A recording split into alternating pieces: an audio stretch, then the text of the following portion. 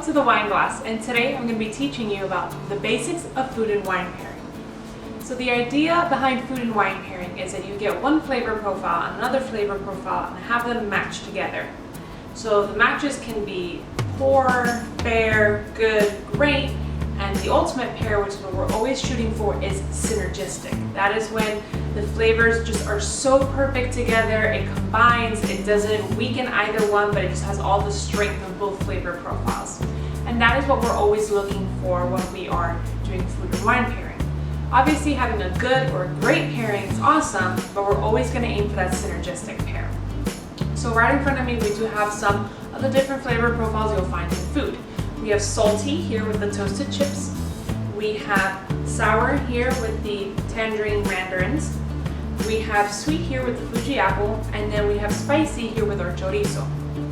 So the way that the food pairing works is that you can have flavors that match, so sweet with sweet, spicy with spicy, or you have flavors that contradict. So for example, sweet wine can go with pretty much everything that's here. So our Moscato d'Asti can go with the salty, it can go with the sweet, it can go with the spicy, however, it cannot go with the sour.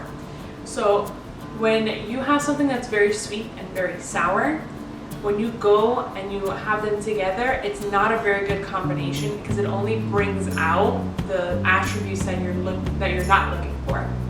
So for example, if I am drinking the sweet wine and then I go into something sour, the sour is just going to be even more so. So a perfect example was I went out to brunch and I was drinking a mimosa, and then I had a creme brulee for dessert. I was trying to drink that mimosa as fast as possible because after one bite I noticed that it made my creme brulee a lot sweeter, but it made my mimosa a lot more sour from the orange juice and the Prosecco that was in there. So when you are doing flavors that combine, you also have to be very careful, because if it's too much of that flavor, then it's only going to contradict and contrast with each other. For example, if you have a very, very spicy bowl of ramen, you don't want to have a Malbec or a Shiraz, which is going to be very spicy as well. So it's gonna be too much spice. You would want something that's sweeter or more on the acidic side to kind of balance out that spice level. So now that we have gone over contradicting and comparing of the flavor profiling, let's go ahead and break down what we have here. So as I said before, our Moscato d'Asti can go with pretty much everything here except for the sour. So we're gonna move on to the Pinot Noir. Now, Pinot Noir is very soft. It's not super big on the body. It's not super big in tannins or anything like that. So it's balanced very well between everything. However, it doesn't really have enough of a spice level to go with the chorizo. It's not sweet enough that it kind of cancels out that spice, and it's not spicy enough to kind of complement that spice. So in my opinion, chorizo or anything that's super spicy tends to just drown out the Pinot Noir. It's not a very good pair together. Now the most niche, I would say, of all of these wines here is the Sauvignon Blanc that we have. So Sauvignon Blanc is a very acidic but bright wine. So you can have a lot of things that are acidic, salty, maybe some spice. I wouldn't be going a little crazy with the spice levels, but sweet stuff is where it tends to kind of lack. So the same reason why we can have a sweet wine with something sour, we can't really have a sour or acidic wine with something sweet. It just tends to kind of clash. So many people are asking, what about champagne? Champagne is only served sometimes with dessert. That's a little bit different because it has that bubble. So effervescence does have a huge role in food and wine pairing as well. So those bubbles kind of help clean off any, tannins or residual fat from your food that's on your tongue. So it helps kind of clean out your palate.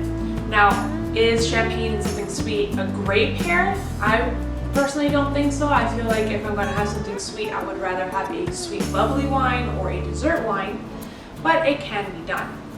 So these are the examples that I have here, but go ahead and experiment down below. Let me know what you have that you think is a great combination. Let me know down below what you think is a terrible combination.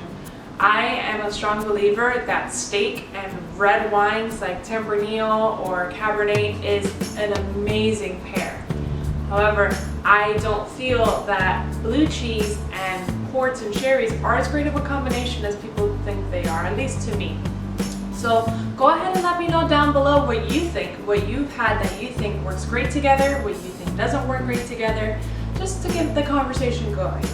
Now, there is a way for you to find out how well you can taste, because tasting has more to do with your tongue and your taste buds than anything else. So we have our population, which is that 100%, and within that 100%, about 50% of the population are going to be our regular tasters. So they can have an average range of tasting. They can taste some bitter, they can taste some sour, some spice, some sweet. They're just kind of like in that good all-around range. So then you have 25%, which are non-tasters. So the best way to tell if you're a non-taster is trying something very bitter. Do you drink your coffee black, no cream, no sugar? Do you drink your tea same way, no cream, no sugar? You know, can you have raw radicchio and not absolutely want to run to the bathroom and spit it out? Then you might be a non-taster. Non-tasters lack the ability to really taste a lot of bitterness. So that's what kind of sets them apart. Then you have the other 25%, which is where I kind of fall under, which is super tasters. So for me, if I try to have coffee without any sort of cream or sugar, it churns my stomach. So I have to have a lot of cream and a lot of sugar because I'm very sensitive to bitterness. I'm also very sensitive to sour and to spicy. So I can't have really spicy food and I can't have really sour stuff. Like I can't do sour candy and I can't do, you know, like that really spicy ramen bowl that I mentioned earlier in the video. So it just kind of depends on how your tongue is. Now, if you feel like you can have a little bit of both, like you can have some spice, but it's not like super crazy, you can have bitterness, but it's not super crazy, then you are most likely within the tasters group. Now, there is another way. I'm gonna go ahead and insert a diagram from the lovely Wine Folly, and where you can actually check the tip of your tongue and see how many taste buds you do have. So the amount of taste buds you have also will determine how much you can taste, because those taste receptors are what's going to send those neurons into your brain. So those are some interesting ways to try and figure out what kind of group you fall under. So if you're a super taster like me, give this video a like so I know you guys are there. And let me know what you are down below as well. Let me know what you're having, what your pairs are, and let me know, are you a taster, are you a non-taster, or are you a super taster? So I hope you guys liked this video. If you did, please like, comment, and subscribe, and I will see you on the next video. Remember, drink responsibly, and happy drinking!